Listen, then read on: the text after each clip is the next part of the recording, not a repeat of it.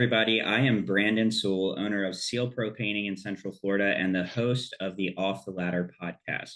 Our mission is to help home service business owners learn so that they can lead well and ultimately live life off of the ladder.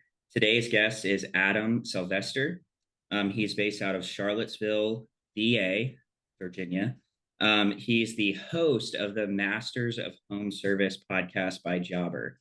He has two businesses. The first one is Charlottesville Lawn Care. He started that in 2013. He has four staff for that business. He's doing about 350,000 annual revenue with about a 5 to 7% net profit. And then he also has Charlottesville Gutter Pros. Started in 2020. He's got 6+ staff. They are on pace to do 1.2 million in annual revenue with a 15% net profit. Here's a quick bio about Adam. He has lived in Charlottesville, Virginia his entire life. He met his wife, Ashley, at their local church in 2011, and they have been married since October 6th of 2012. They have 4 kids, 7, 5, 2, and a newborn. His mission is to create a place where people he cares about can thrive. First of all, his family, then his staff, and his clients. His lawn care business is what Michael Gerber calls an E-Myth, my money machine. It doesn't take much of his time anymore, but it's a solid business that provides decent income for him while he pursues his greater opportunity with his gutter business. He wants to grow that business to 20 technicians, 5 million in revenue with a 20% net profit, and have the structure and organization so that he doesn't have to be such a critical piece of that operation, except for leading from the top. And with that said, that is the mission of this podcast, right? Is to help those home service business owners get to that point. We start these businesses to have freedom and to work on our businesses, not in them, and become a slave to them. So welcome to the podcast, Adam. It's a pleasure to have you here. We met at the Masters of Home Service podcast when we were recording that in Nashville. And it was a pleasure to meet you there. You did an awesome job with the hosting the podcast. And I saw that they just started season 2, right? Yep, season 2 drops in a couple weeks, and I'm looking forward to it. Yeah, it was great meeting you guys. It was a good time. I tell you, the season 1 was a huge blessing to me. Meeting you and some of the other guests, it's been awesome. So thanks for having me. Yeah, absolutely. It's always great when people who are just really trying to grow in the industry and better themselves and help better others come together, because there's so much growth that happens. I remember, we got together for dinner and such, and, having all of these entrepreneurs sitting around talking business is just, it's inspiring to hear everybody's stories and to hear what everybody's doing to grow their businesses. So yeah, it was probably one of the highlights of my entrepreneurial journey thus far, is having that opportunity. And man, Jobber for me has been just a huge blessing, in my life. They're an amazing company, and what they do for their customers is just bar none. I mean, they're incredible. So anyway, aside from that, let's talk about your personal journey. You had mentioned in your bio that you started your first business, which was your lawn care business. Can you kind of just give the audience a quick idea of what that looked like getting it started? How you started a second business and why, and where you're at. Are you off the ladder completely? What's your role day to day? So I started the lawn care business in 2013, and I cut a lot of grass. I did a lot of mulch. I did a lot of bush trimming. And always the idea was to get out of the field into the office, right? That was the promised land. It's like, once I just get out of the truck and I have people delegate all this work, and then I'll do the job that only I can do, right? Only do the work that only the owner can do. And what I've realized is that it's a lot harder said than done. It was much Mm, easier said than done, I should say. And what happened was I went through a lot of bad hires, and mm, I just made some bad decisions. Now here's the good thing. I actually made a lot of good decisions because of the books I read and because the podcasts I listened to, especially, I mean, back in 2011, it was Entree Leadership by Dave Ramsey. That was the first real business podcast I ever listened to. And I'm thankful for that kind of stuff because, it's subtle and it's easy just to kind of like not realize it. But like I made a lot of decisions that I would not have made if it wasn't for that content. So I grew a lot from that kind of stuff, and it made a big difference in my business. And so but yeah, I did the lawn care thing for a long time, and made some bad hires, made some good hires, and then just slowly but surely. I think it took me a lot longer than it really needed to get to quote get out of the truck and be in the office. But thankfully I'm there now, and all that all that work was worth it. It just takes a while. It took me a while. yeah. I was sharing this morning, like both are hard. Like being out in the field is hard, and getting off the ladder, off the truck, whatever you want to say, out of the field is hard too. And it's like you have to choose your hard, right? It's like either way, you're going to face challenges, but there's what I found is there's incredible upside and control that you have when you're off the ladder, because you have so much more flexibility. Like when you're out there in the field, like you're tied so much more to like the work that's being done, the deadlines, everything that has to be accomplished. Whereas on the other side, it's just different. Yeah. Um, I like that you mentioned the Entree Leadership podcast, or Entree Leadership in general. So I think it was back in like 2018, maybe 2019. I actually did the coaching Mm, with Entree Leadership. And I'm actually in conversation right now about Alex Judd. He was the former host of the podcast. hmm. I'm in conversation with him right now about being a guest on the Oh, podcast. cool. So That'd be I'm, awesome. I'm excited about that. He's a great guy. He was actually one of the first people that I talked to when I joined Entree Leadership all those years ago.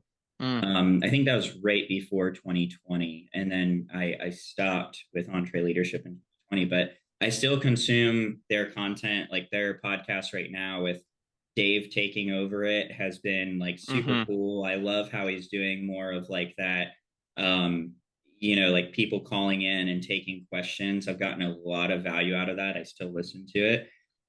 But with all that said, learning is a huge part of getting out of the field, right? You have to invest in yourself.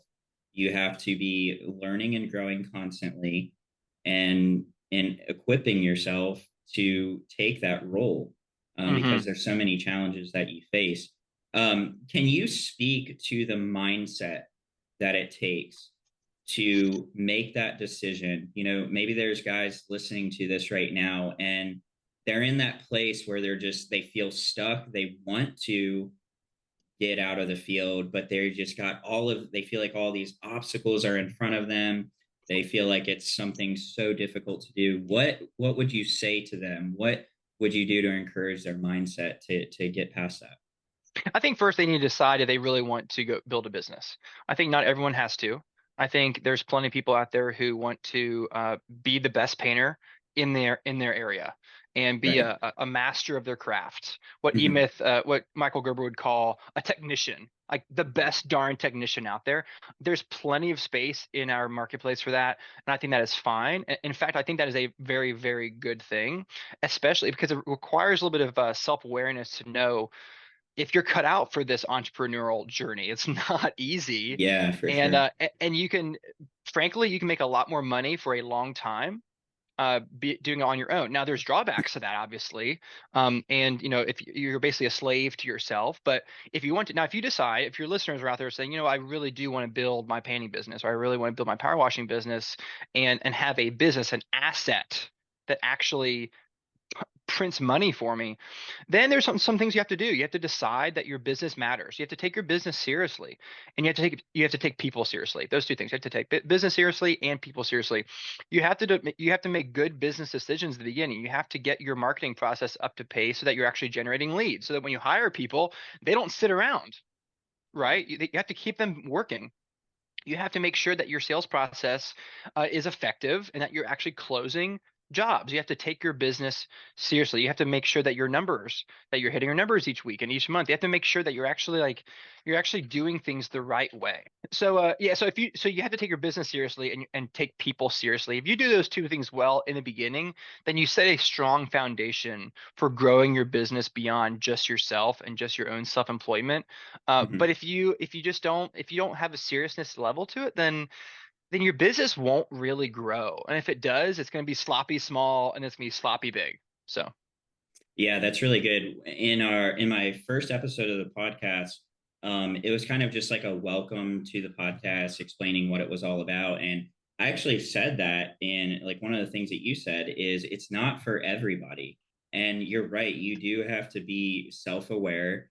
You have to understand like what it's going to take, what it's, the challenges that you're going to face. And you have to really decide like, am I really up for this? Am I willing to put in the work and dedication to make it happen, and then be to like stick with it through the highs and lows, because it's not, for me, like I said, it's not about there not being any challenges or it being easier, right, than being out in the field, but it's like, what do I want out of my business? What I want is I want the freedom, right? And the hmm flexibility. So because I'm not having to be out on the job every day, like I really care about doing things like this. I really like enjoyed being able to have the flexibility to go to Nashville and record the Masters of Home Service podcast. I like being able to spend time with my family when I want to. And, I have hobbies like surfing and fishing. So like having time, like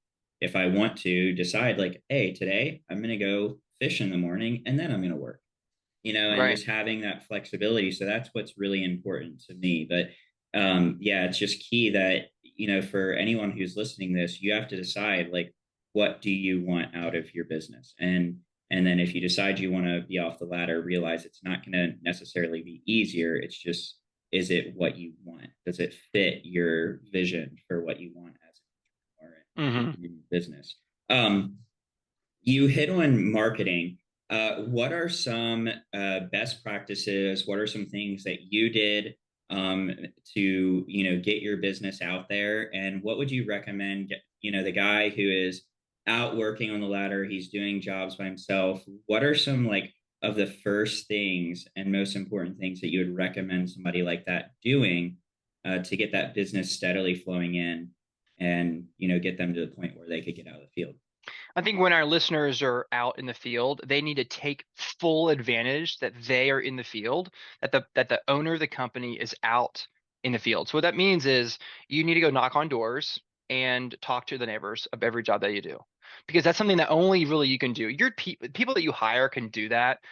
It's just not the same. It's not the same. Everybody Yeah. knows the CEO is on your head. And so you need to take advantage. You can't do that forever. That's okay. Do it now.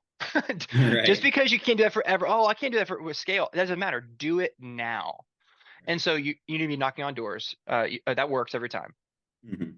Every single time. It's not easy, but it's also the best return too. It's the cheapest and most effective. It's just the hardest thing to do because it's no fun, but you got to do it. Yard signs work. I love yard signs. You put the yard sign out when you first arrive in the neighbor's yard, because if your van or your truck isn't wrapped, all those neighbors, what are they doing? They're looking out the window and looking to see who's out there working on Mrs. Jones' yard next door, and they want to know who it is. And if your truck isn't branded, God forbid it's not branded, then that yard sign is a cheap way to signal to all the neighbors that it's seal protein painting and we're here to stay, and we're here.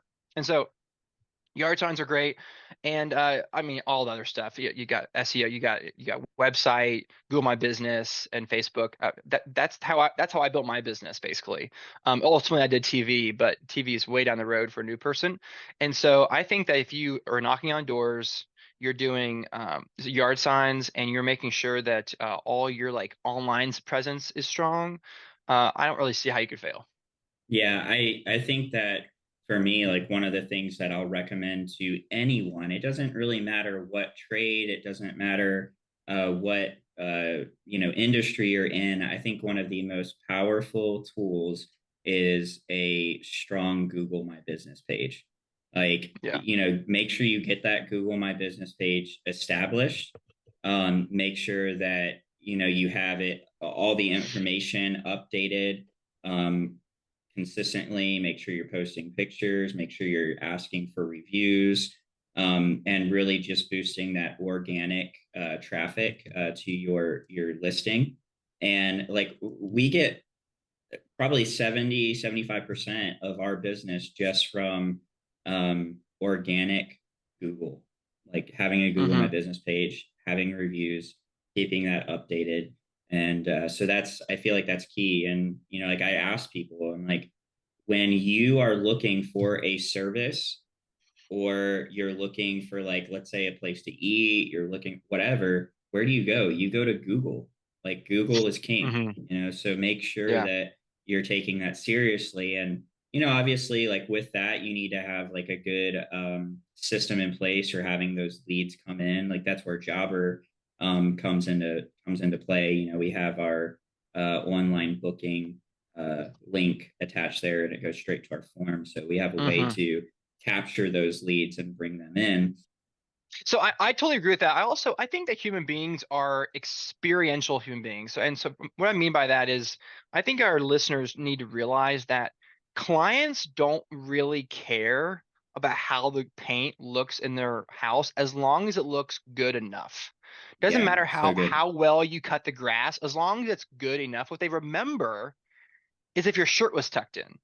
They remember how good was your eye contact. And the next level of that is what if our clients are at a dinner party or a cocktail party on a Saturday night, and they're all talking to their friends and stuff, and they say, "Oh my gosh, like you guys wouldn't believe, I had the best painters out to my house last week. They had those little covers on their feet, so then when they walked in their house, they didn't get mud on the floor. They asked us if they could use the restroom. They did all these, like, oh my gosh, they were awesome.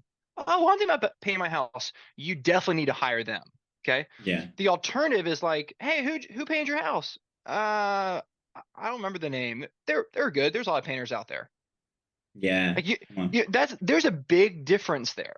That's Yeah, the difference between a company that's going to the moon and a company that's going to flounder at $100,000 for 5 years. That's the difference. And so our listeners, it's not enough to focus on the work. You're yeah. building a business. You're building an experience. So you need to put yourself in the shoes of your clients and say, how can I make it easy for them to brag about the vendors they use? Me as the vendor. How can I make Yeah. it easy for them to brag about Charlottesville Gutter Pros? Oh my gosh, Hmm. they were great. This, and this, and this, and this. And you can actually train them. You can actually put those words in their mouths. Like our CSR for Gutter Pros will say, you're going to love our technicians. They're friendly, they're professional, and they know what they're doing. Hmm. You know what we see over and over again in our Google reviews? They were friendly, they're professional, and they knew what they're doing. Because we told them, we Yeah. gave them the words to say. We want to create an experience for our clients. And so if your listeners can put that mindset on, like, okay, build an experience for my clients, they'll win. Yeah, I love that. I mean, so my background is like, I don't come from being a painter by trade. I came into the painting industry through sales. I was a sales rep for a company in Maryland, Hmm. and that's where I got my experience in the industry. So I don't have as much of a focus on, like, how exactly do I paint this wall or paint this, or what's, all of the technical details. And I Hmm. think some people get too caught up on that. It's like, I love to use the example of like Chick-fil-A versus McDonald's. It's like, both make chicken sandwiches, and they're both pretty much the same thing, right? It's Hmm. bun, it's chicken, it's, whatever. But what's different? What's so much different about Chick-fil-A? It's the experience, right? Hmm. It's the my pleasure. It's the going the extra mile. It's, those little things that they do to make the experience better for the customer. Hmm. And that makes all the world of difference on how people feel. And so, like, I take that approach to, my business. I'm like, what I care more about is that my guys can do all of like the basic things well, and getting like overly technical, I'm not concerned with that, but I care about like making sure that they understand our culture, Hmm. understanding like that our client or our customers, they are people and they matter. And we're going to offer an incredible customer service experience because Hmm. that's what's going to set us apart time and time again. Yeah. And really create what you're saying is just that effect where people just Yeah, and I are and I drawn to think you. that to paint a picture a little bit for our listeners, everyone has gone to a client's house, new customer, to give them a bid for their project. And if you show up and your pants are covered in paint, it's obvious you just came from a long day of work, and your hair is disheveled, you're a little sweaty, your hands are dirty. That's totally different than if you show up 8 a.m. in slacks and a polo shirt, Mm-hmm.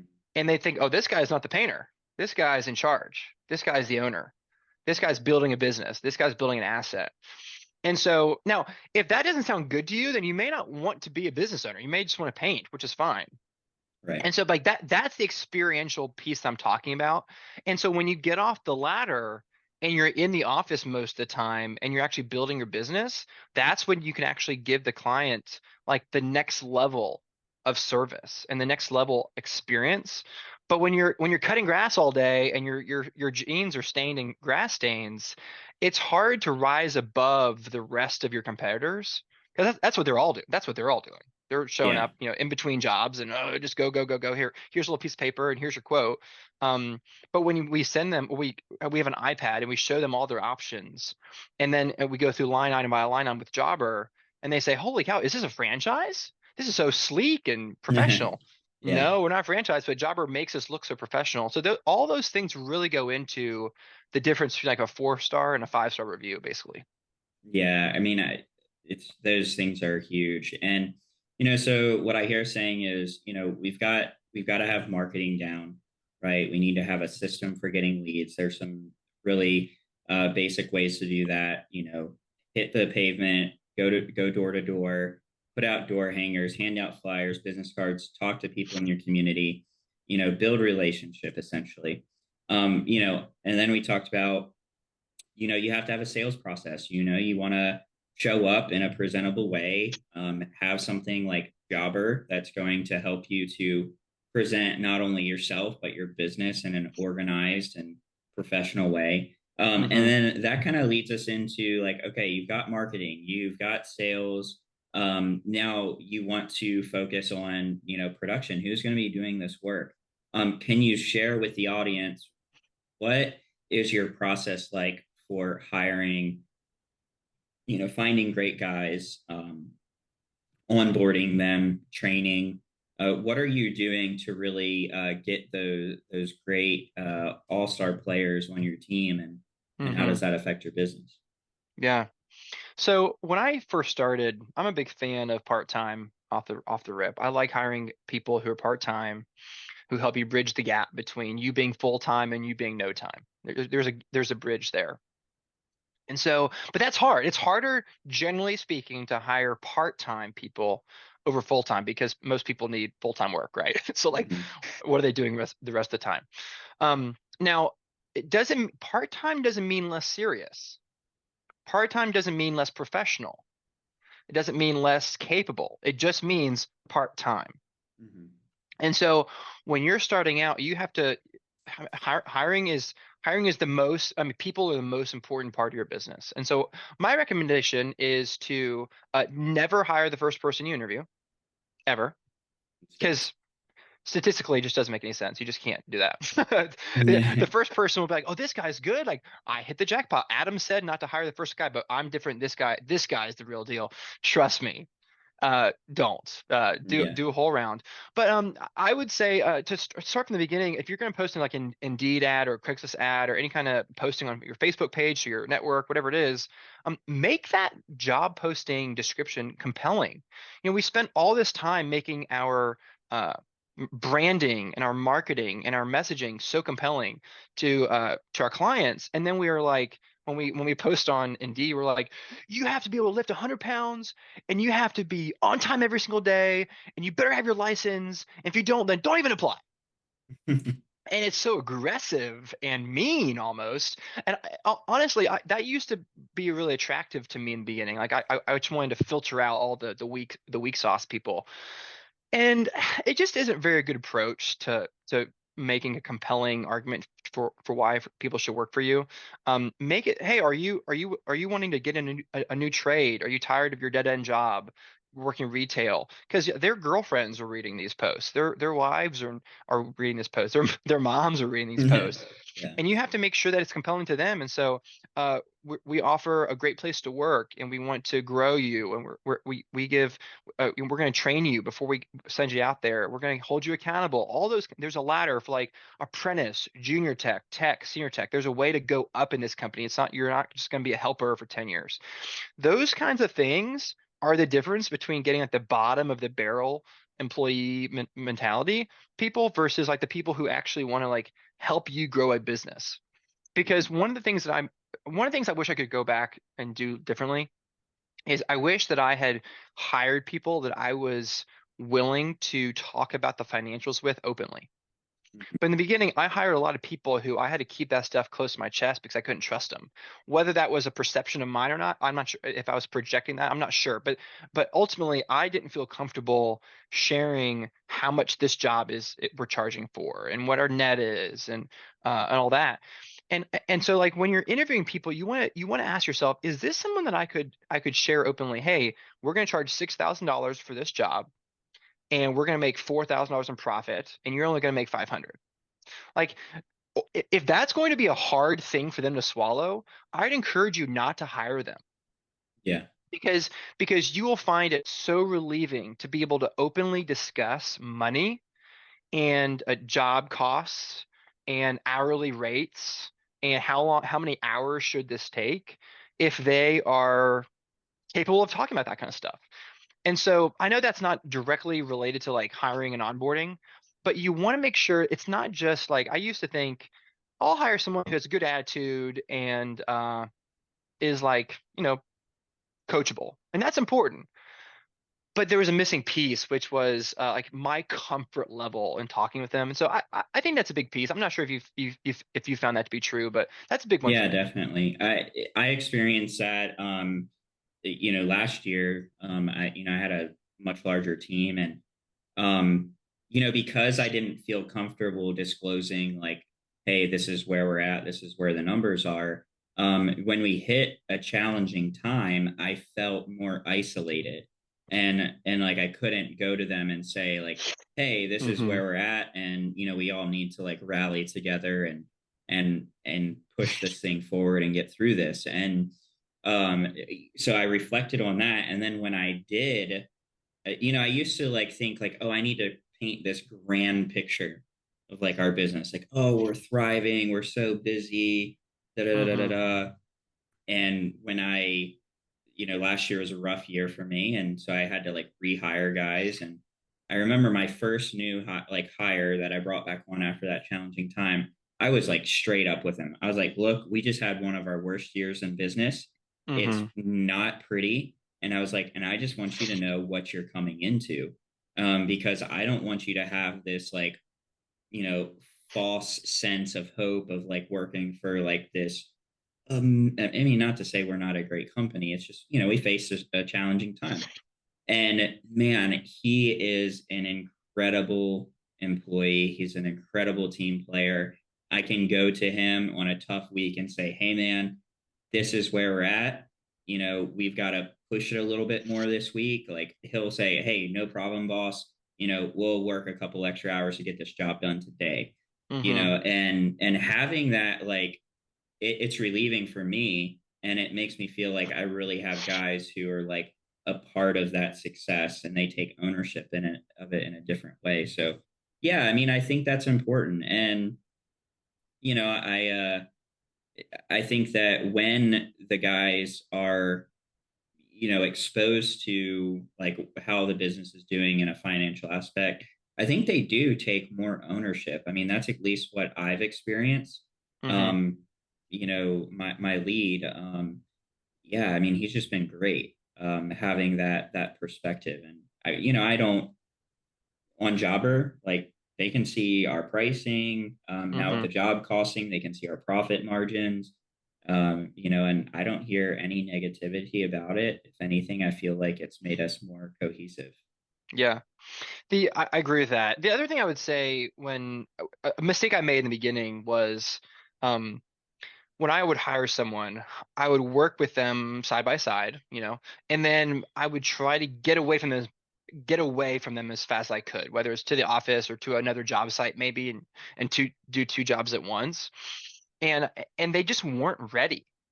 And I thought, well, they cut the grass good once, so now they'll cut it well 1,000 times. No, that's not how it works. You can't have a guy paint a wall well once and think that he's a master, right? And so what I wish I'd done in the beginning, which I do now, is keep that leash much shorter in the short term, so that you can make the leash so much longer in the long term. The opposite is what happens generally speaking for most people is they make that leash way too long in the beginning, and then they screw up a bunch, and then they have to tighten that leash, and it's the backwards. And so the way that you do that is by little feedback constantly. Because so when you're driving down the road and you have and it's straight, you don't lock that wheel in place. You go off the road. What you're doing is you're constantly making tiny adjustments back and forth to keep that car going straight, as opposed to like just locked in, and then these huge corrections when you're going into the ditch. That's what we do with our people. We give them all this freedom to do whatever they were doing, and days and weeks and months go by, and then all of a sudden, huge, oh my gosh, what are you idiots doing? This is all wrong. And then this huge correction. That's not how anyone thrives. No one thrives that way. The very first day, hey, don't do it that way. Do it this way. Okay. The next day, hey, don't do it this way. Hey, let me show you a better way of doing that. Hey, don't ever do that again. And all these little feedbacks. And then like a month down the road, you've got actually a pretty good employee who actually knows what he's doing because you've taught him. And you don't have to worry about these huge corrections. Oh man, I hired this guy. I thought he was good, but he's a bum. Let me tell No, he's not a bum. You just weren't man enough and a good enough leader to actually teach him in the early days those little corrections. These 5-second corrections will save you days and weeks and months of your life later down the road if you're just willing to put in that work in the beginning. Mhm. Yeah, that's so good. I mean, something that I have found to be extremely important on the hiring, onboarding side of things is making sure that we have a clear mission and values and constantly going over the why we do certain things. Because Hmm. what I found, and this kind of goes back to what we were saying earlier, it's like for me personally, I don't necessarily care about the specific technique of how you painted that wall, as long as like it got done well and on time, Hmm. and we did it with our values and our mission in mind, right? And so for me, I feel like it's I don't know if that makes sense, but just having this focus of like, I don't try to like micromanage my guys, but I try to make sure that they constantly understand like we do a great job and we make sure that we offer great customer service and great workmanship because people matter. And I'm constantly re-emphasizing like our mission and our values. So, Hmm. I mean, because here's my side is like, since I don't have that technical experience as a painter, it's like, Hmm. who am I to go tell him who has, 10 years of painting experience in the field how to do all the technical side of things? What I'm Hmm. more concerned about is like, hey, cover the floor. Hey, Right. cover your shoes or don't just use whatever restroom you want to. Don't park in the customer's driveway, park out on the road. It's like little things, right? Clean up after yourself, leave the house cleaner than when you came. Be respectful. Use manners when speaking with clients and be respectful of people's homes. And Hmm. I feel like those details are important. Yeah. Yeah. There are things that like I don't have any gutter experience whatsoever. And so with my gutter business, I am not the guy to act. I am not the chief technician, right? Like I Sure. just own the business. And so, but so when I go on the job site, there are some things that I just don't care about. I just don't care about the gutter. I don't care about those kinds of things. What I care about is the perception. I care about what the neighbors see. I care about, Yeah. hey, why is there stuff all over the lawn? Why is your drill right there? Why Yeah. why are you guys yelling? Why are you guys yelling? Why aren't we like talking closely and using quiet voices? Those are the things that need to come from the owner. Yeah. That's good. Because if you don't do it now, you can't expect your production manager, whenever you hire him down the road, to do it if you don't do it. And so when you go on site, you do the things that the business owner is supposed to do, and you let leave the technical work to the painters, the technicians, within reason. I would say that there are going to be times that you have to step on some toes, and people might say, you don't know what you're talking about." Dude, I know what I'm talking about, and if you don't straighten out, I'm going to fire you, because I am the one they call me if you guys screw up. They don't call you. They Yeah. call me if you screw up. Yeah. They damage my company's reputation. And so I want the wall painted blue, not red, or whatever the case Yeah. may be.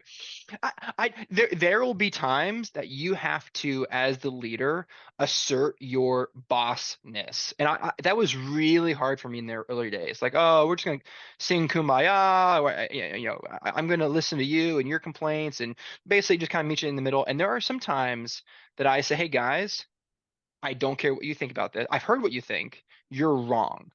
Hmm. I'm in charge. We're gonna do it my way. Yeah. And that's a uncommon thing. But man, there are times that you have to flex your boss muscle, because you just know in your gut that you know what's best. And I've never regretted that. I do it respectfully and all that, but sometimes the guys just are wrong. They don't have the perspective that I have. Hmm. I'm the pilot, and they're way in the back of the plane. They can't see through the front window like I can. And Yeah. so that got a little off topic, but I'm a big fan of giving new people a lot of feedback early, Hmm. because that way that they can actually grow and stretch down the road, instead of the opposite, where you give them too much freedom in the beginning and then you have to take freedom away. If you give them the proper respect of giving them feedback and training, gosh, you'll be so much better off in the long run. Yeah, I love what Dave Ramsey says in regards to that. He says, to hold back, feedback, even if it's like truthful and it's, involves criticism. It's unkind to not give that feedback or that criticism, or to Hmm. speak truthfully about whatever it is. So, when you're passive with your team members, whether because you're thinking, oh, well, this is going to hurt their feelings, it's unkind to let them continue doing the wrong Hmm. thing. To be And unclear then is to be unkind. Yeah. yeah, that's what he says, to be unclear is to be unkind. So yeah, I love that. Clarity and being clear about expectations is very important. I would say that, like, for us in our hiring and onboarding process, what has helped us like to become more successful in that area is being very, very clear about our expectations up front. And so, like, for Hmm. us, like when I onboard a new team member, we go through our entire employee policy manual together. Hmm. It's 50 plus pages, almost 60 pages, and we go through everything. Like, what does it look like to work here at Seal Pro Painting, and what is expected of you? And then we go through their KPIs. This is what it looks like to be successful in your role. Hmm. Here's our mission, and we expect you to operate according to this mission. Here's our values. We expect you to operate according to these values. And being very clear up front, this is what's going to be expected of you, instead of like, oh yeah, doing a quick interview and let me just get some warm bodies in the door and throw some paint Hmm. on the walls. Right. Yeah. And so so here's the deal. Hires can see right through it. They've gone most, unless they're 18 years old and they're brand new, most of them have gone through several interview processes. And so a lot of times I'll have people say like, gosh, what they're doing, they're the professionalism is implicit in the process. Yeah. what that means is they can tell, oh, this guy is not just opening the door and hoping people run in and start grabbing a paintbrush and start painting. This guy actually has a gatekeeper. He actually wants to keep people out. He has a Mhm. whole process. He has phone screens, interviews, ride-alongs. He has a whole process to make sure that he protects whatever he's protecting there must be pretty good because he's spending so much time protecting his culture and his company. And what they're used to is, hey, have you painted before? Great, here's a paintbrush. $15 an hour. You start tomorrow. You start today. you know, and people can see right through that. And so what it gives them such a boost of confidence. Oh man, if he's going through that much with me and it's that tough for me to get in, that must mean that all the other people who are already there on the inside who I'll be working with, my coworkers, they've gone through the same rigorous process too. I'm going to be working with like some top level guys. I'm not going to be just working with like a bunch of bums. Nobody wants to work with duds. Duds are terrible. Yeah, And so having a robust interview process, it communicates to the people that you're interviewing, what we have matters. I'm Mhm. not going to just let you in. You have to earn a spot. And that's really hard when you're desperate. And that's really hard when you just have when all your people quit and it's just you. That's hard. I get that Yeah, you get people in the door. yeah, Um and so but like the less uh the further out you can hire someone, the better because the more urgent it is, the more mistakes you'll make. yeah. One thing that I found out the hard way is that one thing that can absolutely destroy culture is to bring a like CD player into a team of A players. Hmm. And it just, because then those A players, those all stars are like, man, like, why am I out here working so hard, doing everything that I'm doing, and this guy's here. Hmm. Hmm. So definitely having that, being a gatekeeper and keeping those guys out is so important, and not just hiring out of desperation. Um, and we've done a lot, through trial and error to make our hiring and onboarding process a little bit,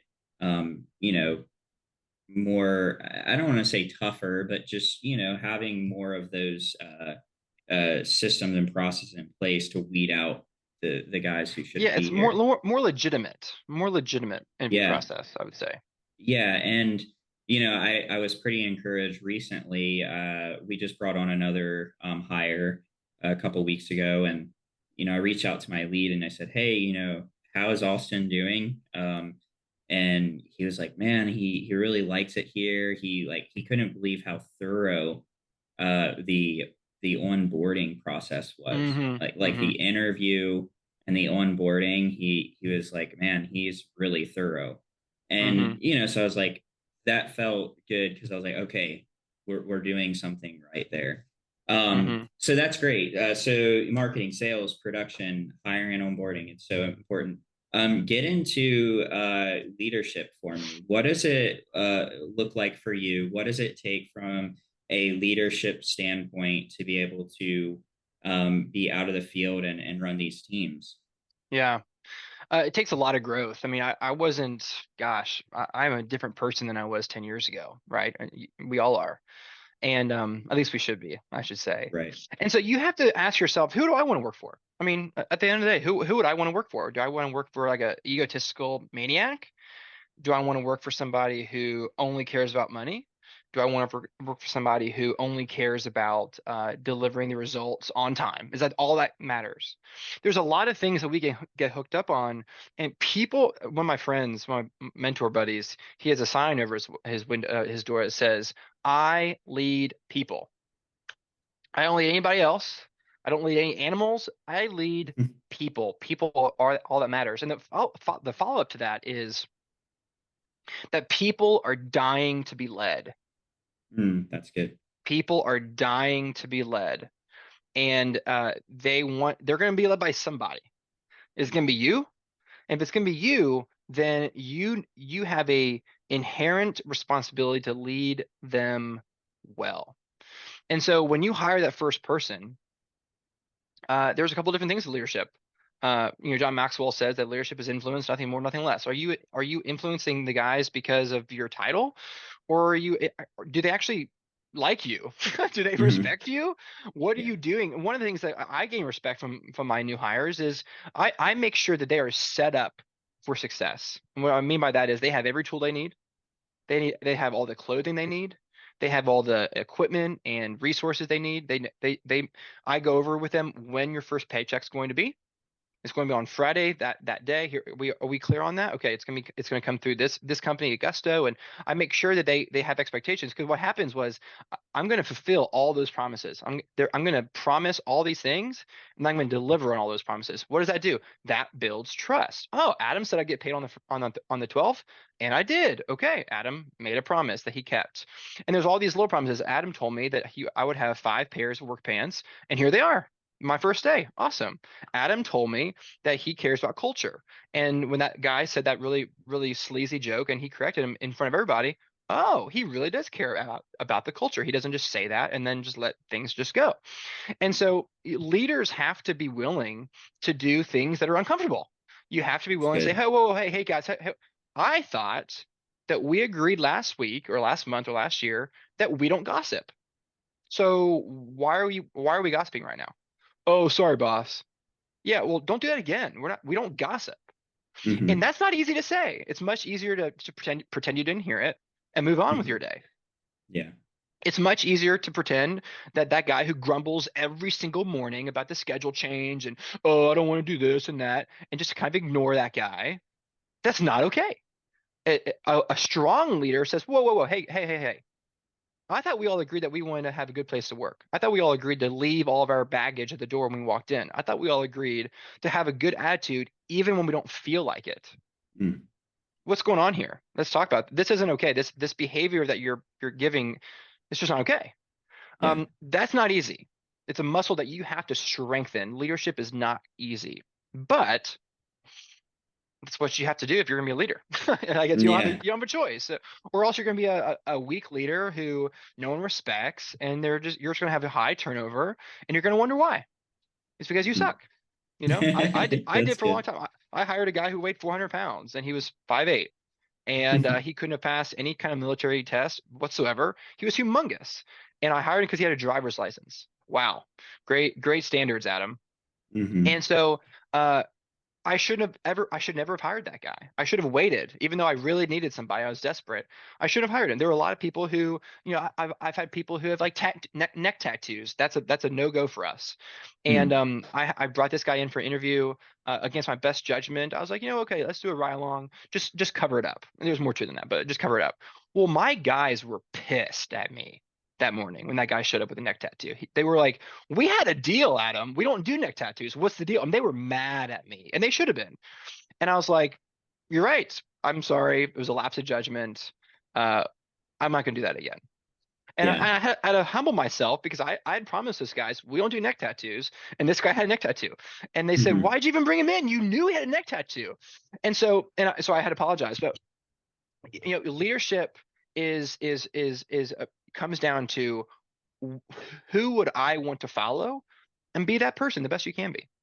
Yeah, I really like what you're saying there, and I like that you shared that there were times in your past where you didn't necessarily live up to that, but it's one thing that I've learned in my journey of entrepreneurship and leadership is that at the end of the day, everything rises and falls on my leadership, right? Hmm. So at the end of the day, the results are on me.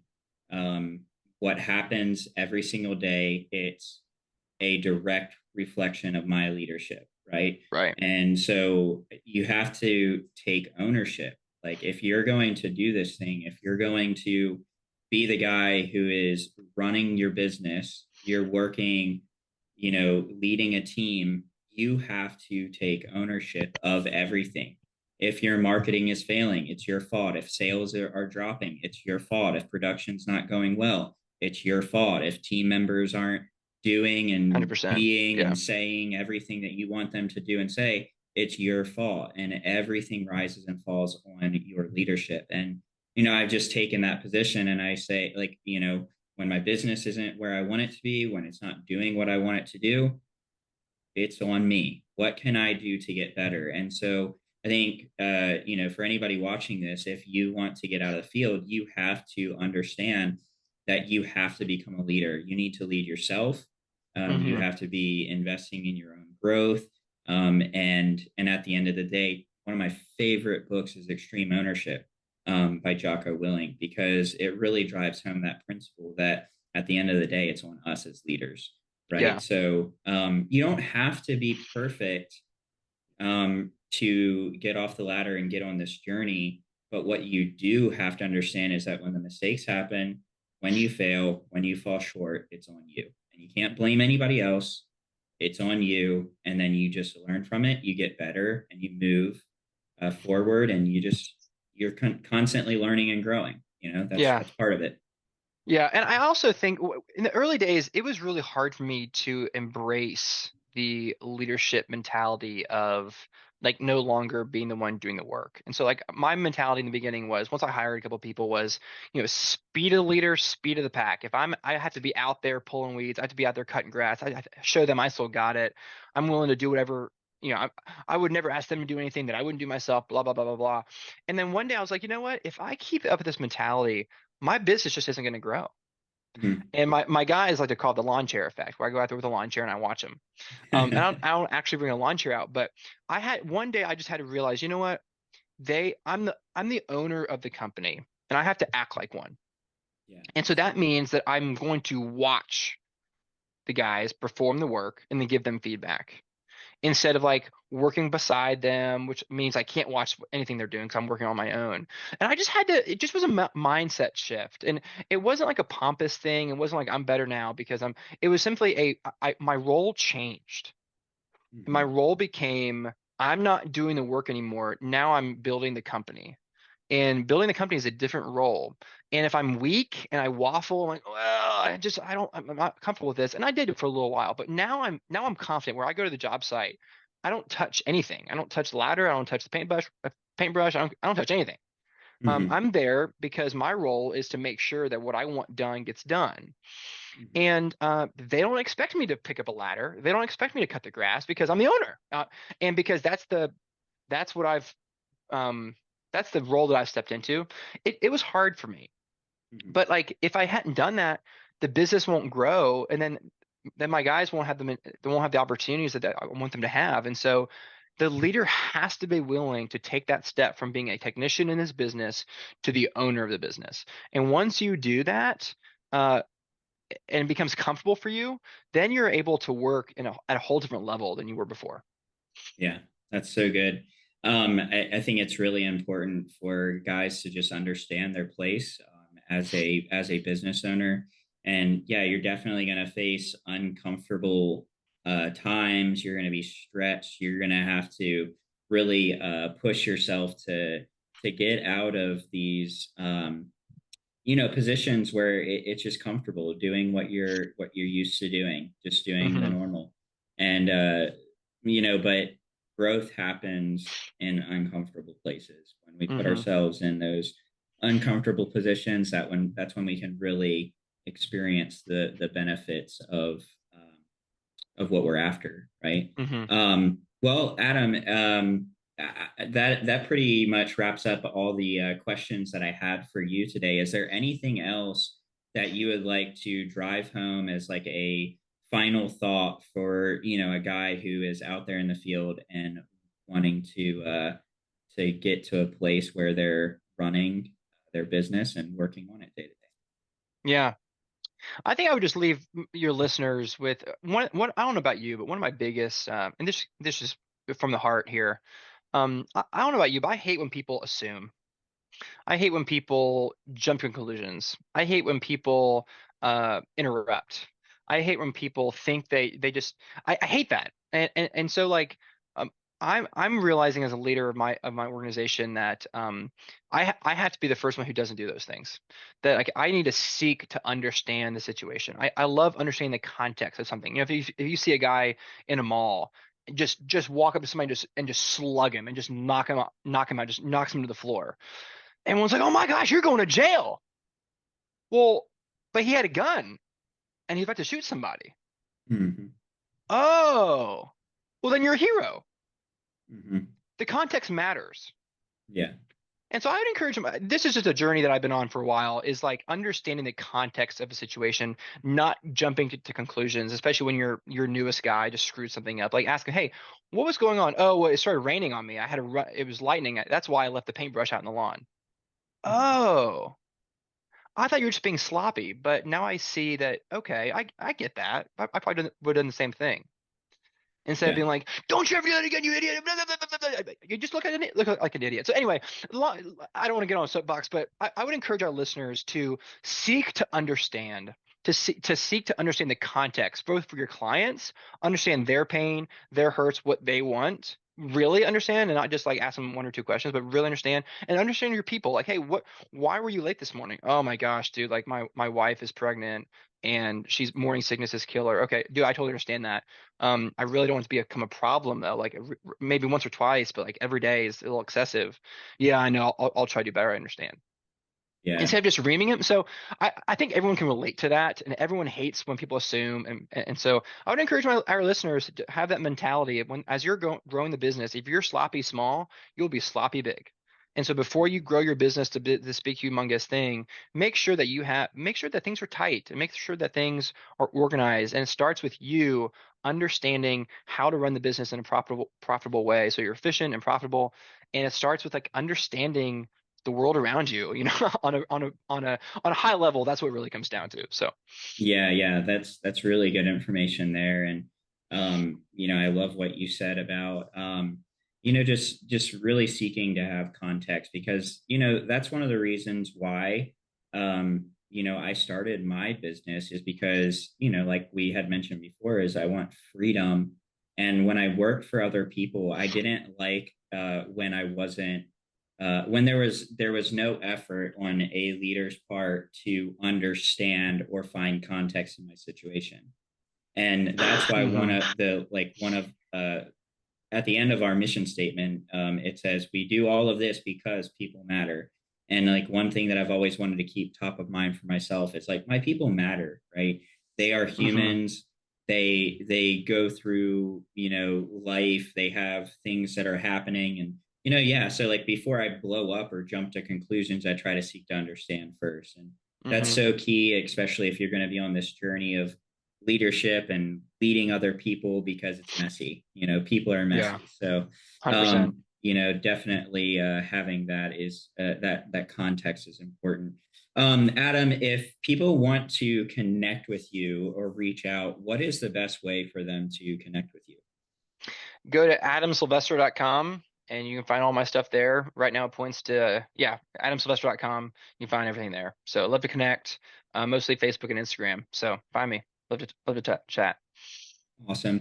I'll also add a quick plug here. I believe we might have mentioned in the beginning that Adam is the host of the Masters of Service podcast by Jobber. You can check that out on all the different podcast platforms, and definitely check that out. There are some amazing entrepreneur home service leaders sharing incredible value on everything that we've touched on today. And so I would Hmm. encourage you to go listen to that as well. Thank you so much for checking out the Off the Ladder podcast. If you like this video, or if you're listening on Apple Podcasts, please subscribe, comment, share it with somebody, and we'll see you next time on the next episode of the Off the Ladder podcast.